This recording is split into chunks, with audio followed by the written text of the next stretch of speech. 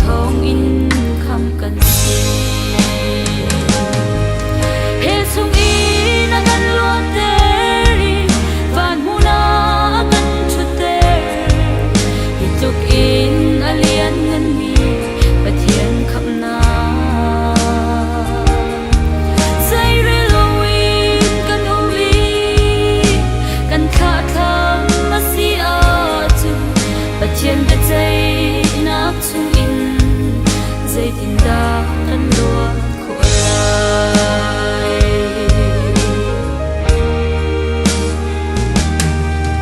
minung falna le chatna thian nak le din nak chu boy pam haya thau lung chan sil min an si minung lei kan chatna le kan sual na zau lowi boy Giêsu Christ thi sen thawngin thiam chau ter mi kan si he sung in a kan luat teri van huna kan chute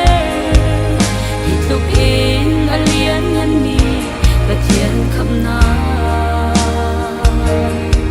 zai relowin kan uvi kan tha tham si a tu Pathian be chei nak chung in zai tin da kan lua ko lai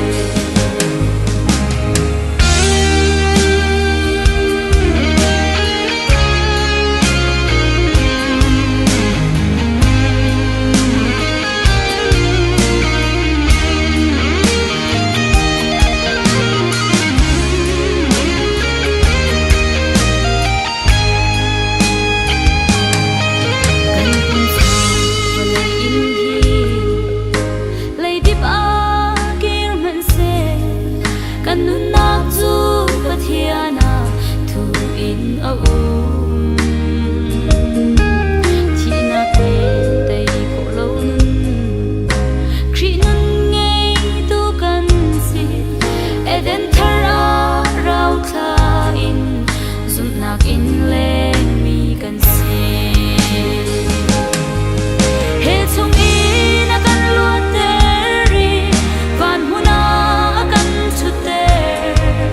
hi tuk in a liannganmi Pathian Khamhnak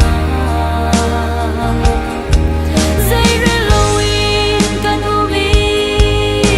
kan tha tham si a chu Pathian be chei nak chung in zai tin da kan lua ko lai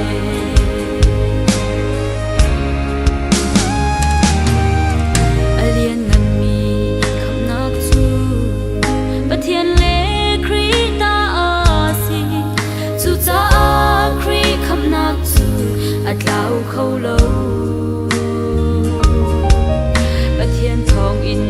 Christ Giêsu chung a mi kan si chu Christ chu kan cha a in nak thian nak le kan nak a si